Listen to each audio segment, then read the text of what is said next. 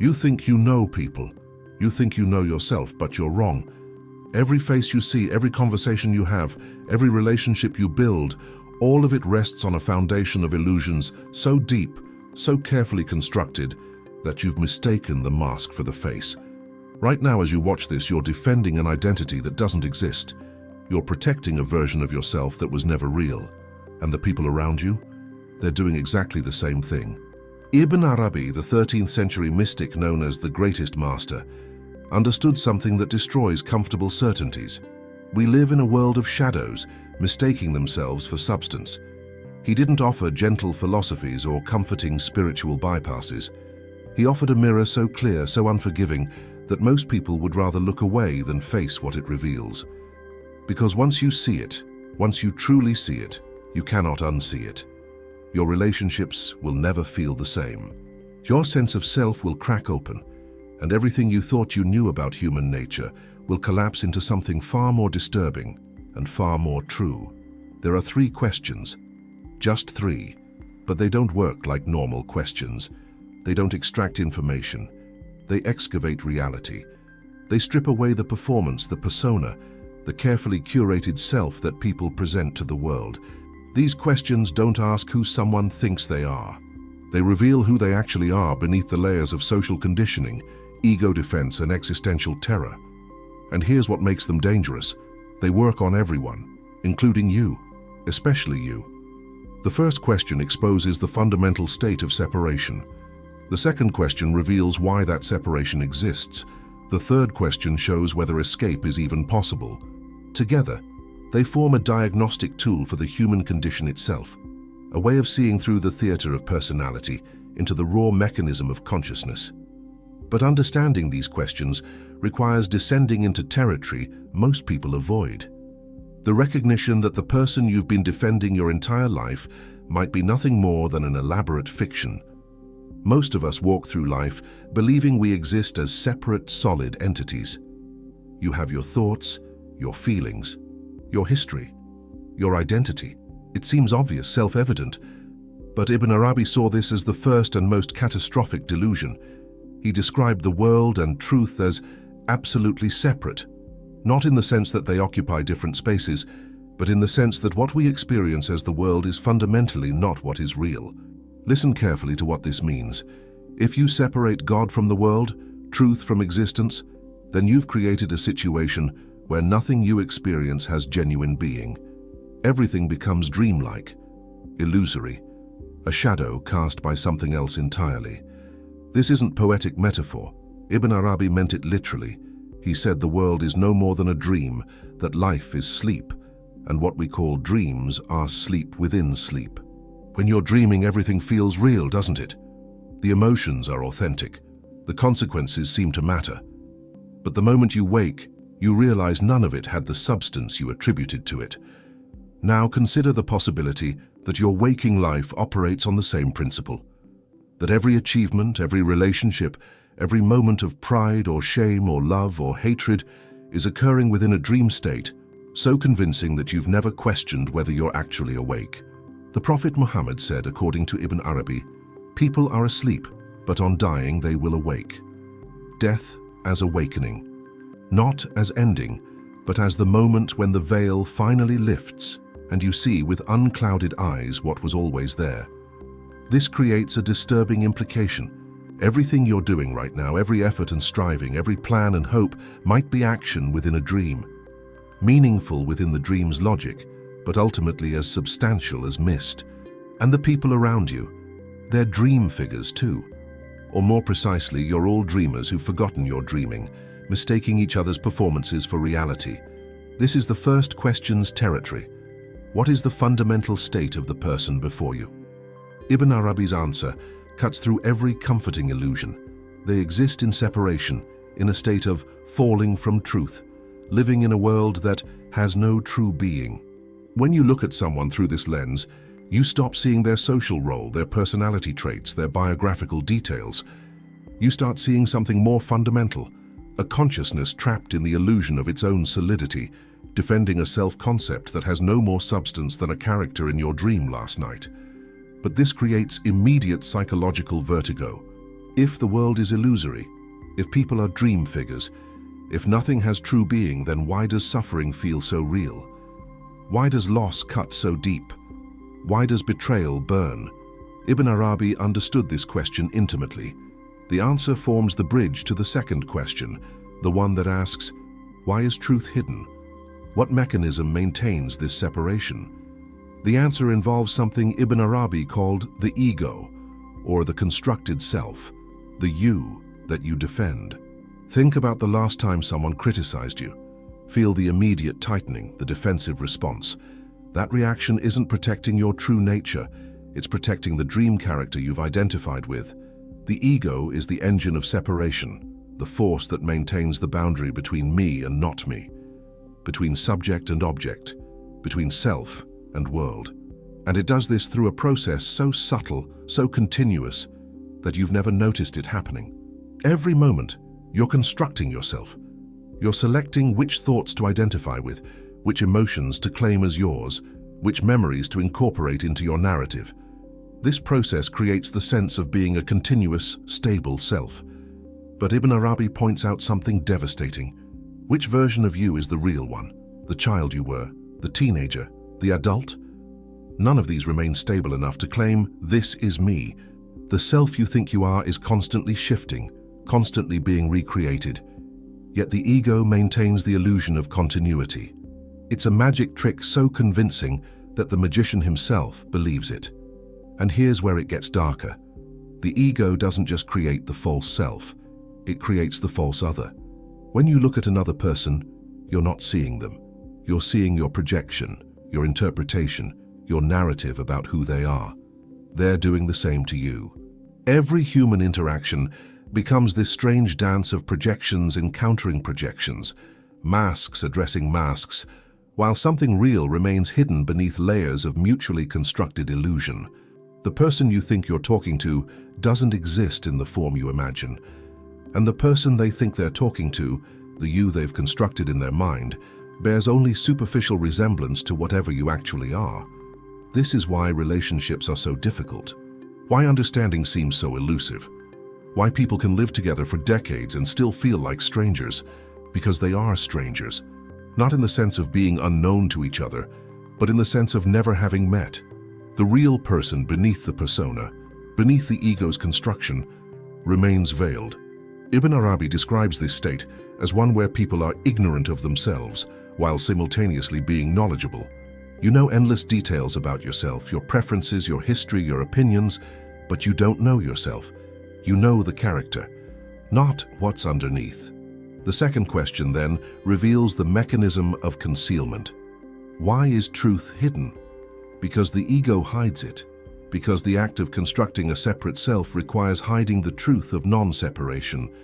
Because maintaining the dream requires not questioning whether you're dreaming, and this isn't accidental. It's not a flaw in the system. It's how the system works. The ego isn't evil or wrong.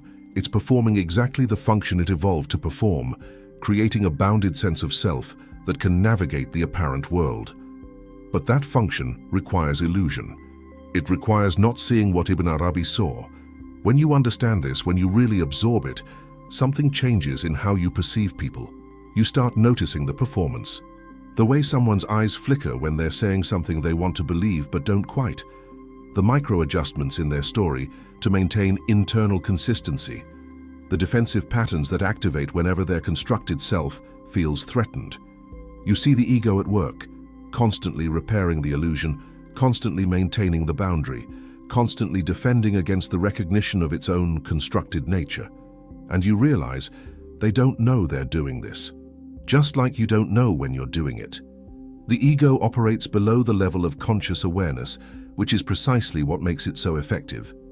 But here's what makes Ibn Arabi's insight truly disturbing rather than merely philosophical. This recognition doesn't free you from the pattern. It doesn't dissolve the ego. It just makes you aware of the cage while you're still inside it. You can see the illusion and still be subject to it. You can understand intellectually that the self is constructed and still feel the full force of ego when it's threatened. Knowledge alone doesn't transform. It just makes the prison visible. Which brings us to the third and most crucial question. How can this separation be overcome? Is escape even possible? Ibn Arabi's answer here is where most spiritual teachings become comfortable lies. They offer techniques, practices, steps. Do this, achieve that. But Ibn Arabi refuses that comfort. He describes 3 stages of vision, 3 ways of seeing the relationship between truth and world. But these aren't stages you climb like a ladder. They're different states of being, different modes of consciousness that reveal themselves when conditions align or don't.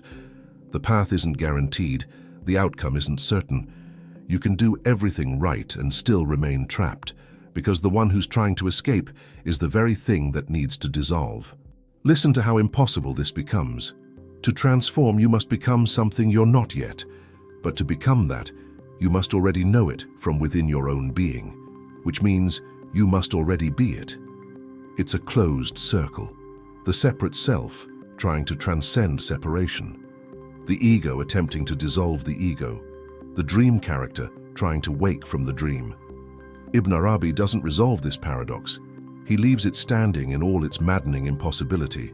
Because the resolution isn't intellectual, it's not something you figure out. It's something that happens, or doesn't, in a moment that can't be predicted or controlled.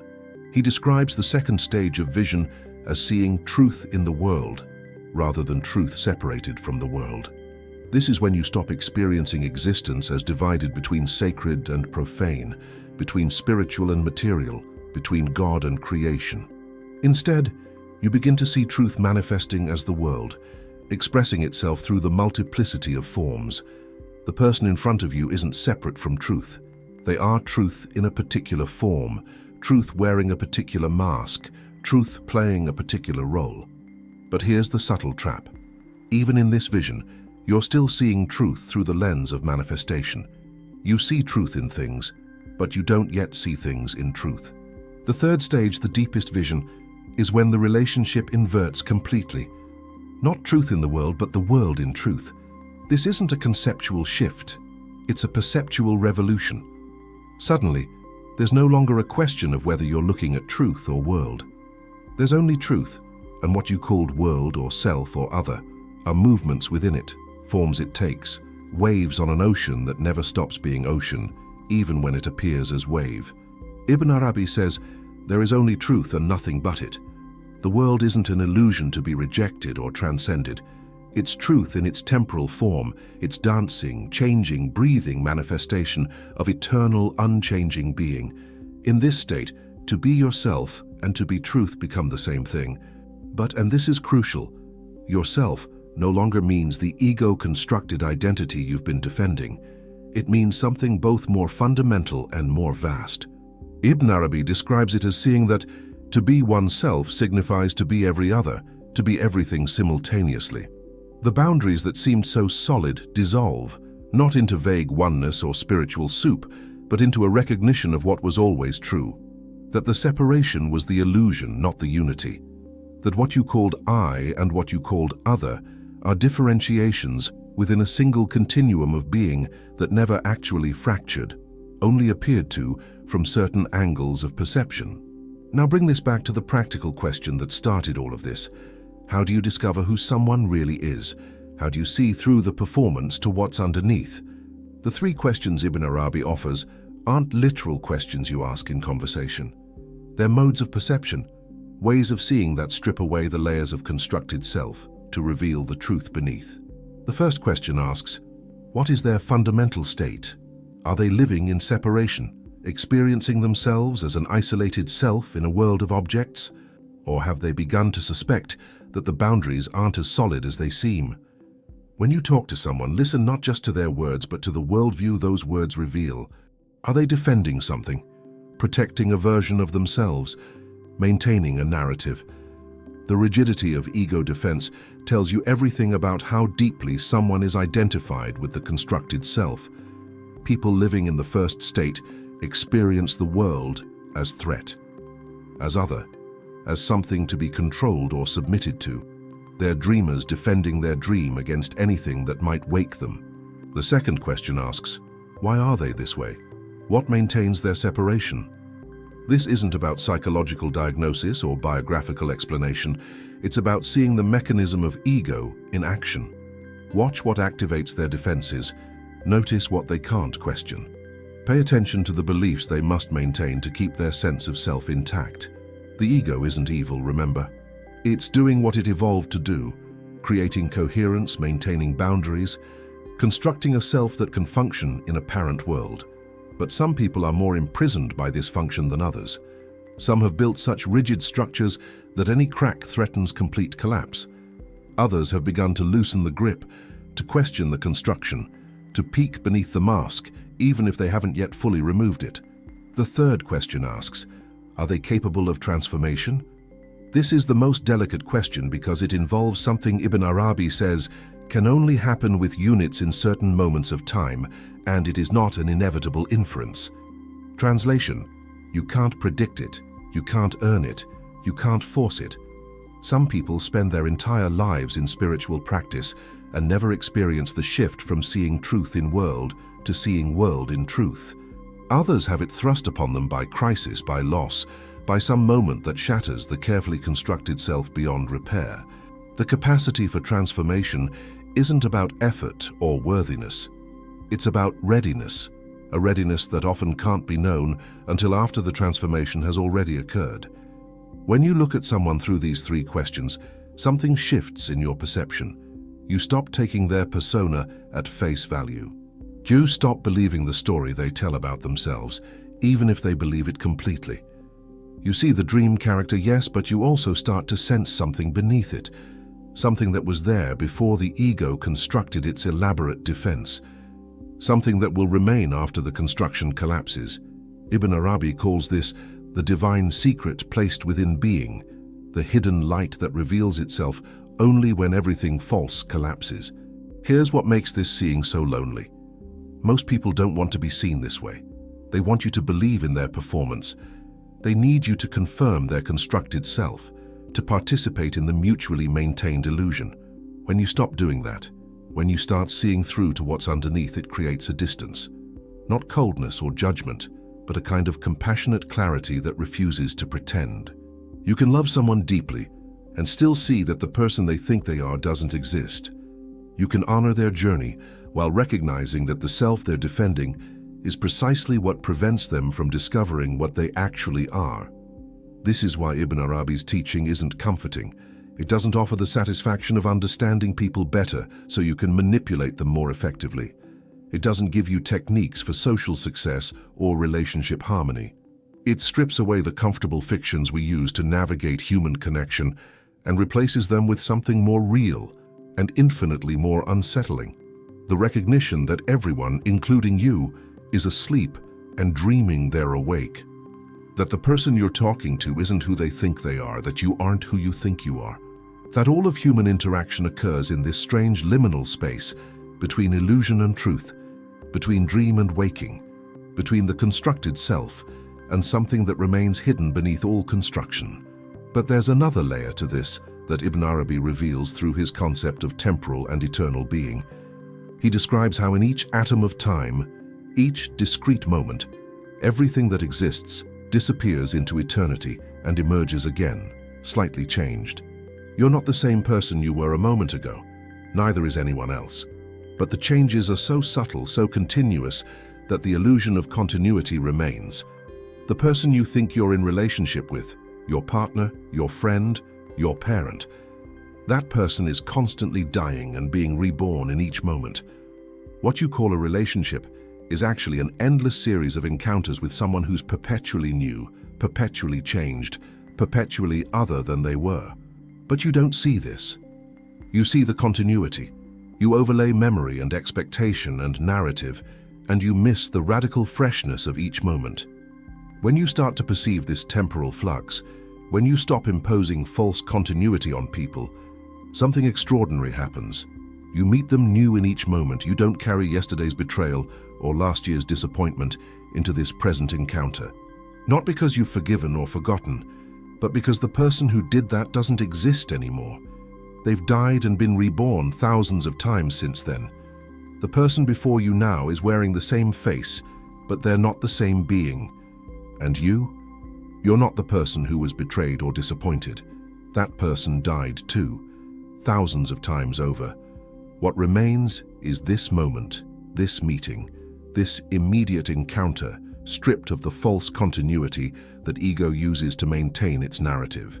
This is what the three questions ultimately reveal: the radical discontinuity beneath apparent continuity, the constant death and rebirth that ego conceals through its construction of stable identity, the dream state we call consciousness, the illusion we call self. And beneath all of that, something Ibn Arabi points to, but refuses to fully define, because definition would turn it into another concept, another object, another thing separate from the observer. He calls it truth, being, reality, the eternal that manifests as temporal, the undifferentiated unity that appears as multiplicity. Here's the practical consequence of understanding this. You can never again look at another person with the casual certainty you once had. You can't reduce them to your interpretation, your judgment, your category, because you've seen beneath the surface enough to know that whatever they are, it's far more complex and far more mysterious than your mind can contain. Every person becomes a question you can't answer, a presence you can't fully grasp, a mystery that refuses to resolve into comfortable knowledge. And this not knowing, this radical uncertainty about who anyone actually is, including yourself, this is closer to truth than any confident assessment could ever be. Ibn Arabi describes moments when certain individuals transcend the normal bounds of perception and partake of the eternal hypostasis of truth. In these moments, they see not just truth in the temporal world, but the temporal world as expression of eternal truth. They witness the undifferentiated pan-unity from which all differentiated forms emerge and to which they return in each atom of time. But he's careful to note, these moments can't be forced, can't be earned, can't be predicted. They happen with units in certain moments of time, and readiness can only be known after the fact.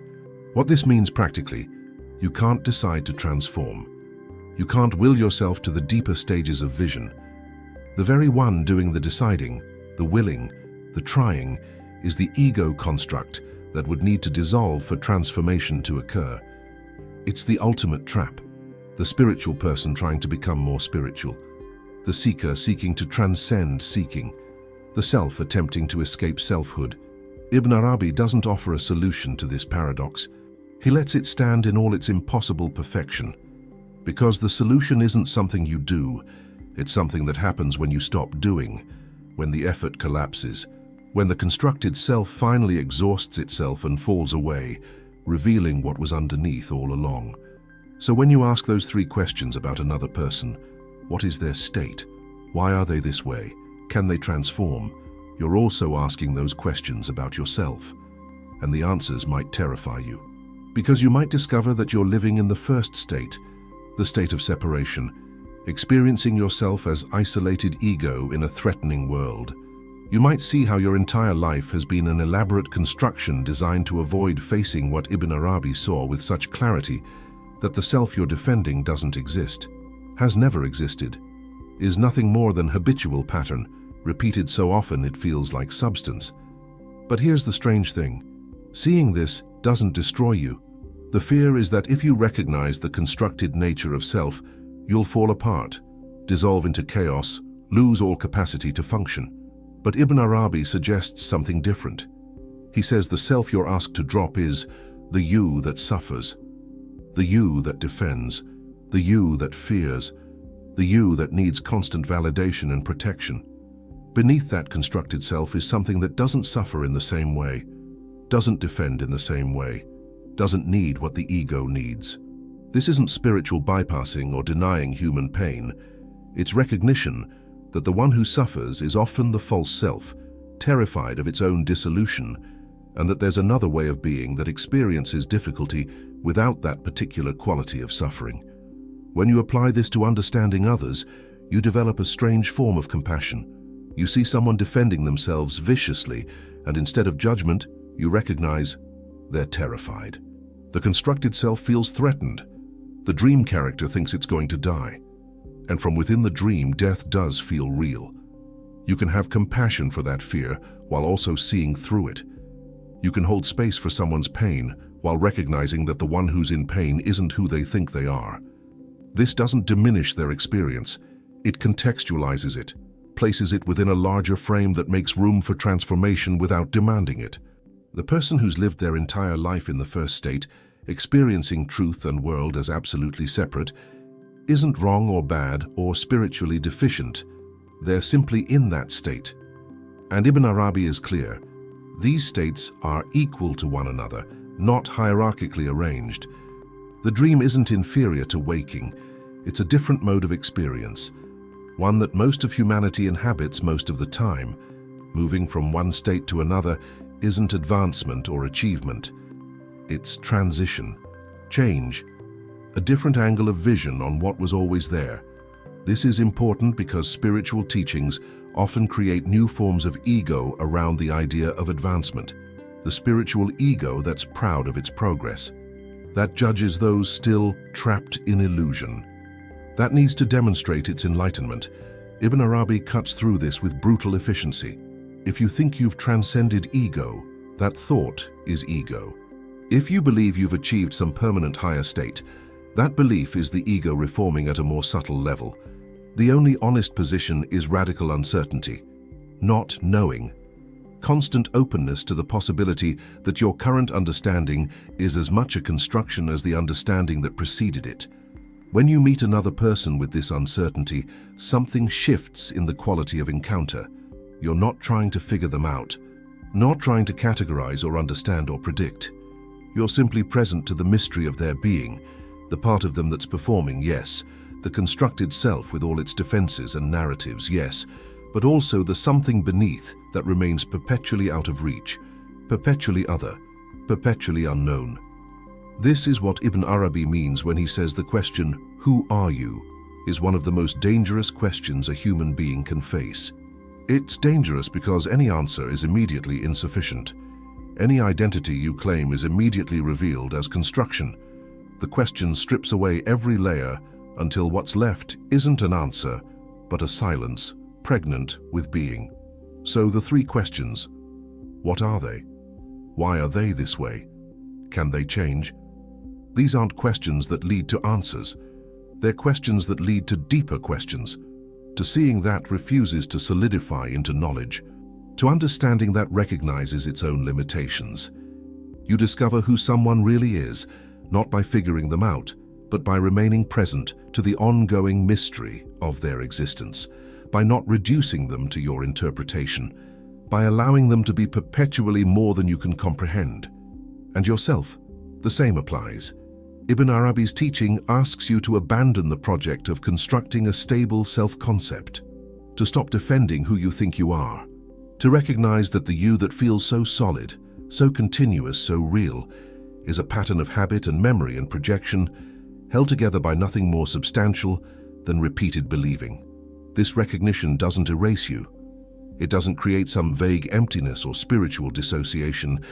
It reveals what you actually are beneath the construction, not a thing, not an object, not a fixed entity, but a process, a happening, a constant emergence and dissolution occurring so rapidly that it appears as continuity. In practical terms, this transforms how you navigate relationships. You stop needing people to be consistent with your image of them. You stop demanding they maintain their persona. You can meet them in whatever state they're currently inhabiting without needing to reconcile it with who they were yesterday or predict who they'll be tomorrow. Each encounter becomes fresh, immediate, real in a way that encounters filtered through narrative and expectation never quite are. This also means you stop needing yourself to be consistent. You can change your mind without betraying some essential self. You can contradict yourself without hypocrisy. You can be one way today and another way tomorrow because the one who was yesterday already died. The construction of continuous identity was always fiction. Useful fiction, perhaps, necessary for navigating social reality, but fiction nonetheless.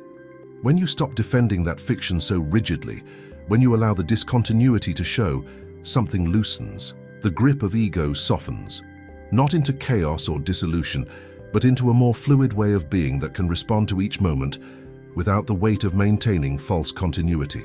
Ibn Arabi lived this teaching fiercely. He wrote hundreds of thousands of pages trying to express the inexpressible, to point toward what can't be captured in concepts. He knew the impossibility of the task, the gap between lived experience and verbal expression, the way words solidify into concepts and concepts become prisons of their own. But he wrote anyway, not because he thought he could succeed in capturing truth, but because the attempt itself becomes a form of participation in truth's self-expression. That's what these three questions ultimately are. Not tools for analysis or judgment, but invitations to a different way of seeing, a way that doesn't claim to know, that doesn't reduce mystery to explanation, that allows both yourself and others to be far more complex, far more vast, far more unknown than the comfortable categories your mind wants to create. When someone asks you, "Who are you?" the honest answer isn't a list of attributes or accomplishments or relationships. The honest answer is, "I don't know." And in that not knowing, in that radical uncertainty about your own being, something true finally has space to breathe. The people around you are as mysterious as you are to yourself. Behind every face is an infinite complexity you'll never fully grasp. A constructed self performing its role, yes, but beneath that something that was never constructed. Something that exists prior to identity, prior to thought, prior to the first moment you decided who you are and began defending that decision against all evidence to the contrary. Ibn Arabi calls this the real you, the divine secret placed within your being. But he refuses to define it too precisely, because the moment you define it, you've turned it into another object, another concept, another thing to grasp and defend and mistake for truth. So the three questions aren't really about discovering who people are. They're about recognizing that who people are can't be discovered in the way discovery usually works, can't be known in the way knowing usually works, can't be grasped or held or pinned down. Every person is a moving target, a process unfolding, a wave on an ocean that keeps changing even as you observe it. And the deepest truth Ibn Arabi offers is this, that changeability, that ungraspable quality, that perpetual mystery, that's not a problem to be solved. That's what being actually is. When you see this, when you really absorb it, you stop trying to figure people out. You stop needing them to make sense according to your categories. You can hold your interpretations lightly, knowing they're provisional at best. Useful perhaps for navigating immediate interaction, but never confused with the reality of the other person. Never mistaken for truth. And in that lightness, in that not grasping, something genuine becomes possible. Real meeting, real encounter, the kind that happens when two mysteries touch without trying to resolve each other into comfortable knowledge. This is Ibn Arabi's gift, not answers, but the destruction of the false certainty that made you think you needed answers. Not understanding, but recognition of the limitations of understanding. Not knowledge of who people really are, but awareness that who people really are isn't the kind of question that admits the kind of answer you were hoping for. The three questions don't give you power over others. They don't make you a better judge of character. They strip away the illusion that you can judge character at all in any final or complete sense. What they offer instead is humility. The recognition that every person you meet carries depths you'll never reach, mysteries you'll never solve, truths that remain forever beyond your comprehension, and that this limitation isn't failure. It's the actual structure of reality. You are mystery. They are mystery. And the brief moments when those mysteries touch, when something real passes between two beings who've temporarily loosened their grip on constructed identity, those moments are as close to truth as human interaction ever gets. The rest is performance, persona, dream characters dreaming they're real. And Ibn Arabi asks you to see through the dream without condemning it, to recognize the illusion without needing to escape it, to know that truth and world aren't separate even when they appear to be. Because there's nowhere to escape to, no higher reality waiting beyond this one. Only this reality seen with different eyes. Only these people, perceived without the veil of your projections. Only this moment, met without the weight of false continuity. Ask the three questions. But understand, they're not questions that produce answers. They're questions that destroy the questioner. And what remains when the questioner dies Ibn Arabi won't tell you, can't tell you. Because whatever it isn't something that can be told, only lived, only discovered in the silence that opens when all your certainties collapse and you finally stop pretending you know who anyone is, including yourself.